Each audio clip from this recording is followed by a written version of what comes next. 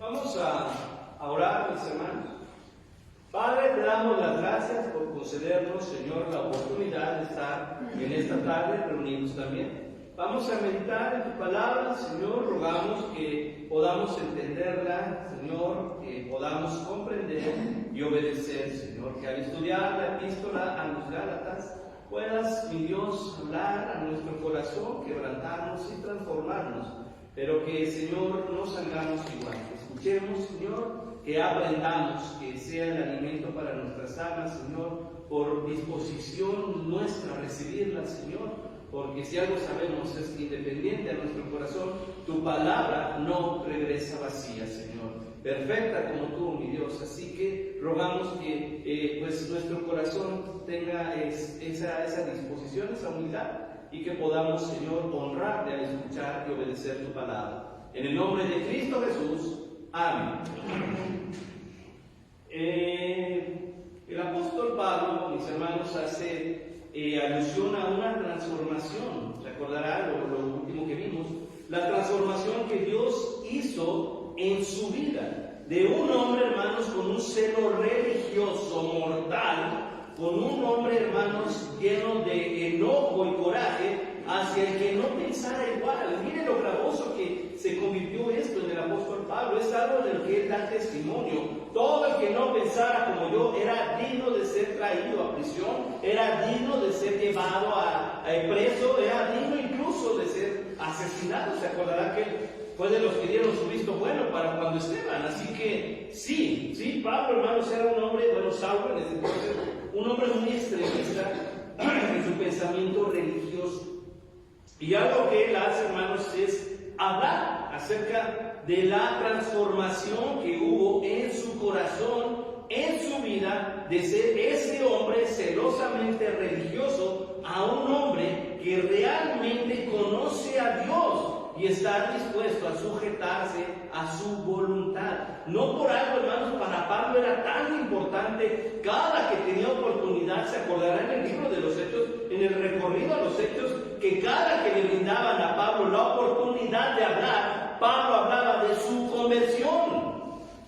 Antes de empezar a hablar de una manera doctrinal, Pablo empezaba hablando de lo que Jesús había hecho. Y lo primero es decir, el Señor me humilló, yo caí al suelo, yo tuve que estar desde ahí y decirle a él, Señor. Ese tipo de testimonio, hermano, es lo que hace que el apóstol pueda tener, hermanos, la autoridad para decir, no estoy hablando en vano, les estoy diciendo de algo que pasé, de algo en lo cual está trabajando Dios en mi vida. Ahora, cuando le dice esto a los Gálatas, les platica esa transformación. Él entiende, hermanos, que las iglesias, recordemos que son las iglesias en Galacia, tienen que pasar, hermanos, por un proceso de prueba. Pablo incluso no condena el hecho de que sean sometidos a prueba. ¿Saben qué es lo peligroso? Que la iglesia no sepa responder, no sepa contender, no sepa defender aquello en lo cual cree. Y esa parte es la peligrosa, hermanos. Porque una iglesia que no tiene argumento para defender lo que cree está condenada a ser infiltrada por una mala doctrina. ¿Cómo es que la iglesia entonces va a poder tener, hermanos, la fortaleza para detectar una actitud que contradice la Escritura si no leemos la Biblia? Y esa parte, hermanos, es la crucial. Pablo no solamente les comienza, ¿se acuerdan todo lo que vimos nada más en el capítulo 1? En la pura salutación, Pablo comienza a hablar acerca de la diferencia y el peso que existe en la gracia por encima del sistema religioso. Para empezar, los Gálatas eran gentiles, pero tienen que ser llevados, hermanos, de la mano para explicarles nuevamente la autoridad que había en la gracia. El peso, hermanos, que hay en la gracia por encima de un sistema religioso al que los Gálatas no pertenecen, a un contexto cultural al cual los Gálatas no tienen por qué someterse, pero que ya lo permitieron. Y entonces Pablo les dice, bueno, si hay alguien que les puede hablar acerca del judaísmo con argumento, hasta sonríe Pablo, soy yo. Y les voy a decir por qué. Y comienza Pablo a hablarlo. Ahora, aquí en el capítulo 2, hermanos, da una continuidad de su ministerio. Dice, después, pasados 14 años, subió otra vez a Jerusalén. Recordemos que esto ya fue cuando él es convertido. Pasé 14 años, subí otra vez a Jerusalén con Bernabé, llevando conmigo a Tito. No es que Pablo sea la segunda vez, Pablo iba seguido a Jerusalén. Pero en esta ocasión, hermanos, la referencia nos hace pensar, por lo menos a los que consideramos que sí se escribió esta carta después del concilio, dice que llega con Bernabé, precisamente para ese concilio iba con Bernabé. ¿Por qué Bernabé es importante, hermanos? Bernabé fue el primero de los cristianos de Jerusalén que confiaron en que Pablo era un auténtico llamado al ministerio. Bernabé es el que da la cara por el apóstol cuando llegan a Jerusalén. Bernabé es el que se los presenta a los apóstoles. Así que para Pablo eso es importante. Yo fui allá y además de todo esto iba con Bernabé y también iba conmigo otro discípulo. Bernabé, hermanos, pertenecía al pueblo de Israel, pero Tito no. Tito era griego. Así que dice, yo llevé conmigo, hermanos, esta era una muestra de su ministerio, de la eficacia de su llamado ministerial. Pablo fue predicar a los gentiles. Fruto de ello, aquí traigo a Tito, que además de todo eso, recordemos que Tito, hermanos, terminó como pastor. ¿Se acuerda de dónde? De Creta. Terminó, hermanos, trabajando como ministro en la isla de Creta, en la iglesia de Creta. Así que Pablo tiene un argumento muy sólido para decir por qué razón traigo a Jerusalén una muestra de mi ministerio. Aquí está. Lo que yo estoy haciendo entre los gentiles, aquí se ve. Y entonces dice, pero subí, según una revelación. Recordemos que ya hemos hablado y mencionado las veces en las que Pablo tiene estas revelaciones, de las cuales él nunca hace arrogancia, solo mención. Para no haber corrido en vano, expuse en privado a los que tenían cierta reputación el evangelio que predico entre los gentiles. ¿Sabe qué hizo Pablo? Antes de llegar y decirle a todos, si se alborotara y se hiciera un conflicto, llegó y solamente habló, dice aquí, que con los que tienen cierta reputación. Por lo menos, hermanos, él abajito nos dice quiénes eran esos que tenían en consideración cierta reputación. Por lo menos nos menciona a tres: a Pedro, a Juan y a Jacobo el justo, el hermano del Señor, que él fue el primer pastor. Entonces menciona por lo menos a ellos para decirles, ¿saben qué? A ver, ustedes tres quizás, ustedes que son los que pues aquí están al frente, díganme algo, esto es lo que yo predico. Por favor, díganme si estoy predicando algo malo. Entonces, algo dice aquí, mas ni aún Tito, que estaba conmigo, con todo y ser griego, fue obligado a circuncidarse. Ninguno de estos tres, hermanos, ninguno, ni siquiera el apóstol Pablo, llegó con el concepto para decir, ¿sabes qué? Tito ya es cristiano, hay que circuncidarlo. Dice que no, ni siquiera de parte de estos tres, hermanos, estaban obligando a los gentiles a pensar como ellos. Ellos, hermanos, nunca contradijeron y dijeron, ¿sabe qué? De aquí en adelante ya nadie se circuncida. Claro que no hicieron eso, por lo menos para los judíos. Pero no impusieron su contexto ni su pensamiento en gente a la cual no tenía por qué hacerlo.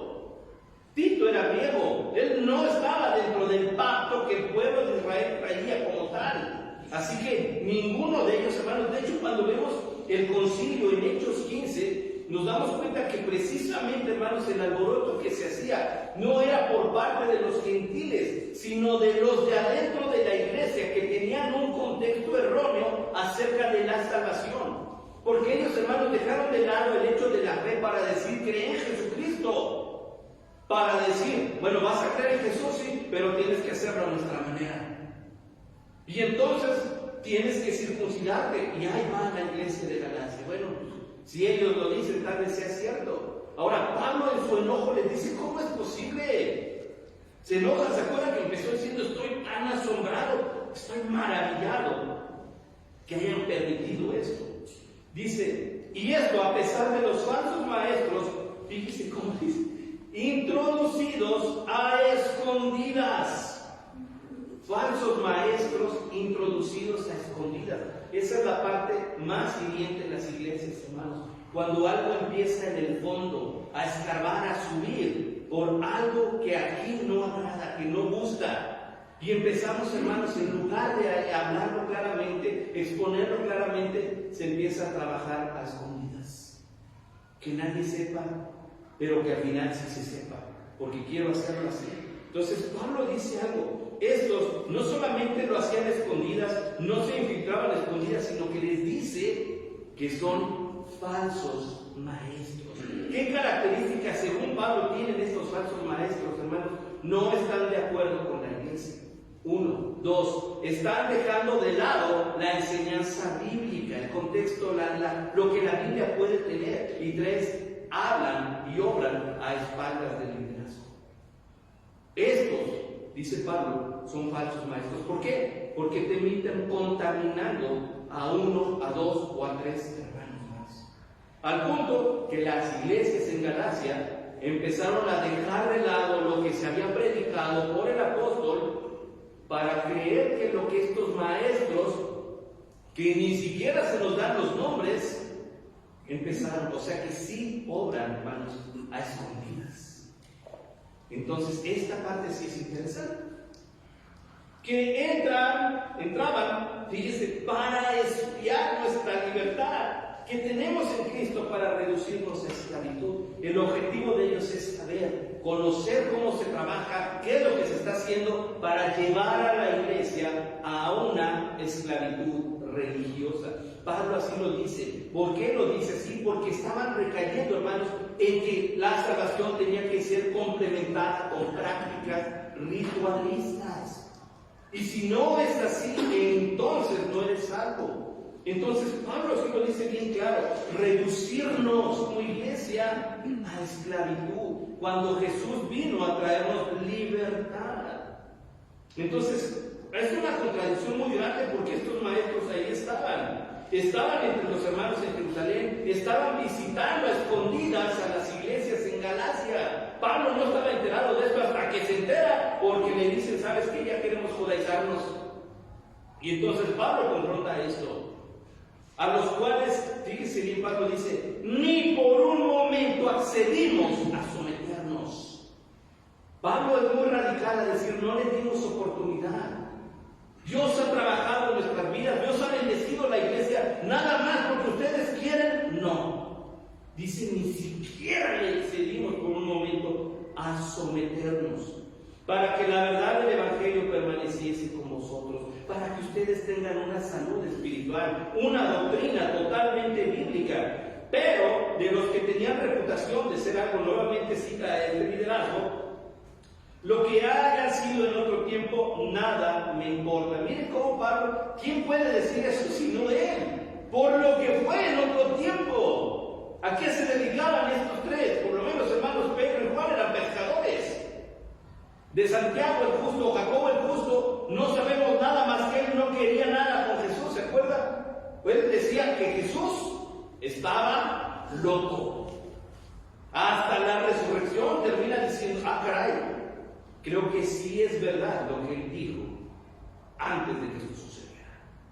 Entonces hubo una conversión en él. Y Pedro y Pablo dicen: ¿saben qué? Eso no es ningún problema. Es que eran judíos, es que no sé, no estoy preocupado por eso. ¿Por qué? Sino lo que Dios hace. Dios no hace acepción de personas. Aún ellos, aún yo mismo fui transformado. A mí, pues los de la reputación, nada nuevo me comunicaron. No hubo novedad.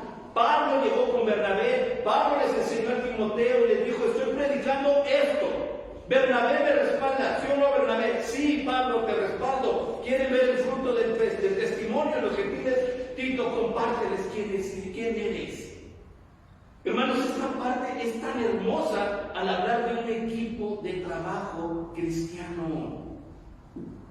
Aquel que enseña, aquel que respalda y aquel que es fruto del trabajo mutuo de una iglesia que mantiene su unidad.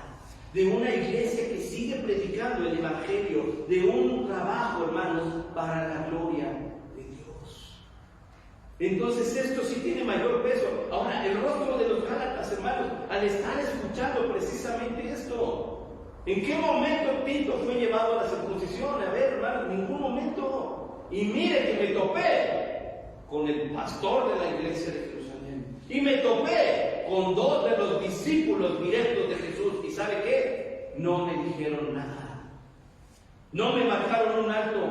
No me dijeron, corrige tu predicación. Lo que significa una cosa: el Evangelio está siendo predicado con poder entre los gentiles. Dice el 7, antes, fíjense bien, por el contrario, como vieron que me había sido encomendado el Evangelio de la incircuncisión, como a Pedro el de la circuncisión, pues el que actuó en Pedro para el apostolado de la circuncisión, actuó también en mí para con los gentiles. Tuvieron que admitir, hermanos, que el llamado lo había hecho el mismo Señor. Y entendiéndolo esto, Pablo le dice a los Gálatas: hay quien sí está enfocado en el área específica de los judíos. Ojo, no está diciendo que Pedro siga predicando la circuncisión pero no hay ningún problema para ellos en ese aspecto. Pues no, al final culturalmente lo tienen que hacer.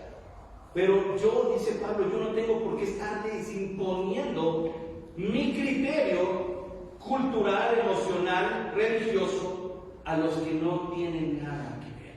Entonces entiendas esto: hay quien va a predicarle al pueblo judío, gloria a Dios, porque Pedro está enfocado en hablarle a ellos. Ellos no salieron, aunque Pedro hizo viajes misioneros, hermanos, se enfocó mucho en la cultura, en su pueblo. Y Pablo sí dice: ¿sabe qué? A mí me enseñaron y me llamó Dios, mejor dicho, y sí a través de las revelaciones, hablar el mismo evangelio, pero para el pueblo gentil. Y el gentil no está sometido a la tradición judía. Así que nuevamente hace hincapié en esto: Dios no se ha olvidado de nadie. Decía arriba, Dios no hace acepción de personas. Dios sigue mandando misioneros y gente que le predique a nuestro pueblo, al pueblo judío, pero también ha enviado gente como a mí, gente como a Bernabé, para que dé frutos como Tito entre el pueblo gentil. ¿Cuál es entonces el objetivo? Que se siga predicando a Jesucristo. Hermanos, nosotros como cristianos no predicamos al pueblo evangélico. No debemos predicar al pueblo bautista. Somos parte de ellos, gloria a Dios, y gracias a Dios que somos de la iglesia bautista. Pero nuestra predicación, hermanos, es Jesucristo. Nuestro testimonio debe denotar que Jesucristo vive en nosotros, para que el que no conoce pueda mirar a Jesucristo en nuestro testimonio, en nuestras familias, en nuestra iglesia. De eso se trata el ser cristiano, no estar peleando denominacionalmente, religiosamente con otros. ¿Quién es mejor? ¿Sabe qué? Tenemos un trabajo que hacer, y es predicar que Jesucristo es el Señor. ¿Y sabe por qué? Con mayor premura, porque Jesucristo viene pronto. Así que sí, tenemos que tomar en serio el llamado que hace el apóstol Pablo aquí. No me voy a preocupar si usted y yo estamos, no me voy a preocupar porque no lo estemos haciendo, porque no estemos compartiendo de Jesucristo, porque sea un pesar, porque sea vergonzoso, que la gente vea que llevo una Biblia, que la gente vea que yo entro aquí, que la gente sepa dónde me congrego, que me llamen hermano en la calle, que me griten pastor en la tienda. Hermanos, y ese tipo de cositas son edificación, son bendición, son fortaleza para la misma iglesia. Así que Pablo hace saber esto. ¿Sabes qué? Habrá quien predique allá, pero mi trabajo es predicar acá. ¿Y sabes qué? El respaldo es el mismo Dios de misericordia. Dice: y reconociendo la gracia que me había sido dada. Nuevamente, hermanos, esta palabra cómo abunda en esta carta. Fue por gracia. Pablo dice: no me gané el crédito para hacer. No, fue pura gracia que el Señor me llamó. Hermanos, ustedes y yo somos cristianos no porque seamos buenos. De verdad, Dios tuvo misericordia de nosotros. Y esa debe ser nuestra perspectiva. Cada que despertemos un nuevo día, Dios tuvo misericordia de nosotros. Cada que pensemos en nuestra salvación, hermanos, Dios tuvo misericordia de nosotros. Somos salvos, pertenecemos a Él por pura gracia. sino por la gracia de Dios. De verdad, tenemos esa bendición. De reconociendo que la gracia que me había sido dada, Jacobo, Cefas y Juan, que eran considerados como columnas, nos dieron a mí y a Bernabé, mire, la diestra en señal de compañerismo para que nosotros fuésemos a los gentiles y ellos a la circuncisión. No hubo un señalamiento, no hubo una prohibición. A ver, Gálatas, esos maestros que llegaron traían por lo menos el reconocimiento de estos maestros de allá. No, yo sí. Y estoy hablando, hermanos, de los líderes directos en la iglesia de Jerusalén. Así que los hermanos en Galacia, hermanos, en las iglesias, pues tal vez hasta con el ojo cuadrado, porque los maestros judaizantes, dice Pablo, llegaron infiltrados, llegaron a escondidas y llegaron retorciendo el mensaje de la gracia. Yo, dice Pablo, junto con mi hermano Bernabé, con mi hermano Tito, venimos con la mano, la diestra estrechada del mismo Jacobo, pastor de la iglesia, del mismo Pedro y Juan, discípulos del Maestro. Así que no tenemos ningún problema en enfocar nuestro evangelio de la forma correcta. O sea, Pablo les está diciendo, les hemos enseñado bien. Les hemos enseñado bien. Solamente, dice, aquí hay algo que aclara. Solamente nos pidieron, no uno, los tres, que nos acordásemos de los pobres, lo cual también procuré hacer con diligencia. Solo nos dijeron que nuestro testimonio pueda ser de ayuda al necesitado. Fue lo único que les recordaron, y no les dijeron que esto no lo han hecho, solo les recordaron. No se olviden de que su vida y su ministerio bendiga, ayude y fortalezca a los necesitados. Por lo que entonces, hermanos, podemos concluir de una manera muy concreta acerca de la importancia de conocer lo que está escrito aquí, de predicar lo que está escrito aquí, de alentar y fomentar mi vida espiritual a lo que está escrito aquí. Y hermanos, lo que está escrito aquí no es opción. Lo que está escrito en la palabra de Dios es palabra del autor de la vida para decirnos a la iglesia: debes aprender a conducirte de esta manera, debes aprender a tomar mi palabra en serio y no dejes de predicar a Jesucristo. Hermanos, el hecho de que tengamos una Biblia en nuestras manos nos da una bendición muy grande, porque podemos escuchar la voz de Dios directamente. Pero también nos hace responsables de que lo que está escrito aquí esté aquí y pueda salir por aquí, para que cualquiera que me conozca se pueda encontrar con que Jesucristo sigue repartiendo su gracia al que no lo merece, y estos somos todos. Así que qué importante es, hermanos, que en nuestro tiempo, conociendo la palabra de Dios, hermanos, sea una prioridad en nuestras vidas. Que nuestra fidelidad a la palabra de Dios esté presente todos los días. Problema de no hacerlo, nos ponemos en peligro de pensamientos religiosos, filosofías o prácticas que pueden llegar incluso a contradecir lo que Dios ya nos reveló aquí. Si no está aquí, hermanos, no lo creemos. Si no está aquí, hermanos, no viene de Dios. No importa qué bonito suene, la palabra de Dios debe prevalecer. Y la palabra de Dios debe prevalecer en nuestro testimonio. Si no, hermanos, ¿qué sentido tiene ser cristianos? Estar en una iglesia.